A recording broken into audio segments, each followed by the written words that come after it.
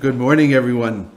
So good to have you here and reflecting on this beautiful gospel. It's my favorite gospel. In fact, the words "feed my sheep" are inscribed in the inside of the ring that I wear. Some friends, when I was made a pastor for the first time in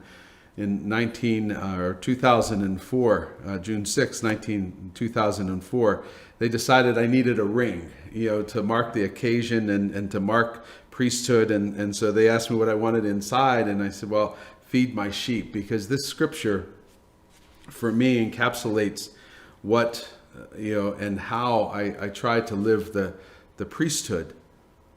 But before I can feed the sheep, in my time in the seminary, before seminary, my time growing up, being nurtured in the faith, I had to think about the question, do I love Jesus? Because he asks the same question of you and I, do you love me? So what's the answer? The answer is real easy to say it,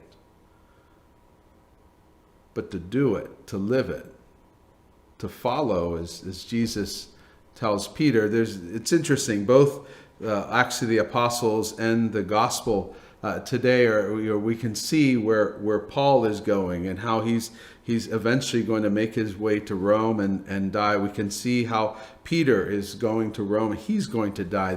We can get into the theological understanding of the scripture, the primacy of Peter, and the 3 times Jesus says, "Do you love me?" is to see if Peter is really up to the task, because 3 times he denied him. But the reality, the question for all of us is, do you love me? Jesus says. 22 years next Saturday, it will be my 22nd anniversary of laying on the floor at St. Paul's Cathedral during the priesthood ordination.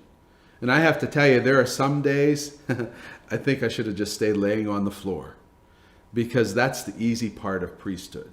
The easy part of priesthood is to lay on the floor and say, Lord, here I am. I surrender all to you. I'm going to be your faithful servant. I'm going to be your faithful priest. I'm going to go out and I'm going to bring your son to the world. And then you have to get up and do something about it. We spent the last close to 90 days now learning how to love Jesus, learning what it is to love him, how we need to give up that life of sin. We need to give up that life that we living, that we think we're following Jesus, but let's face it, we're doing our own thing. And for the last 90 days of 40 days of Lent and now almost 50 days of Easter, we've been seeing what that means when he says, do you love me? And we say yes, like Peter. And when he says to us, follow me. You see, what we've been encountering, what we've been living these last days in isolation, is we've been learning how to love. St. Hilary in the Office of Reading says, it's beautiful.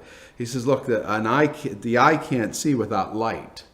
The ears don't know they're working without the sound. Your taste buds can't taste unless you put something on them that you can taste, understand. The nose can't smell unless there's an odor.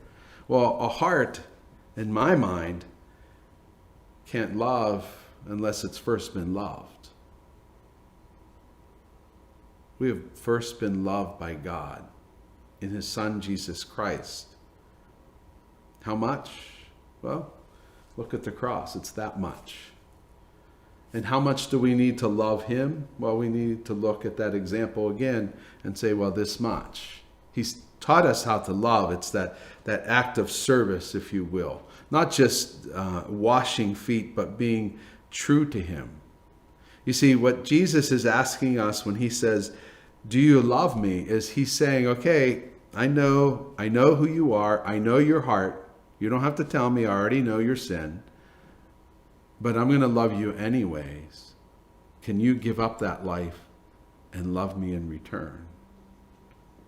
You see, the 5 men that are standing in this chapel again, in this chapel and praying with you this morning, I don't know their hearts. I know my own heart, but I would suspect if you ask them about their lives, they're not all, perfect.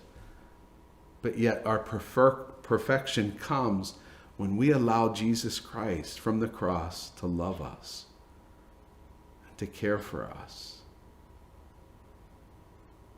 and to lead us.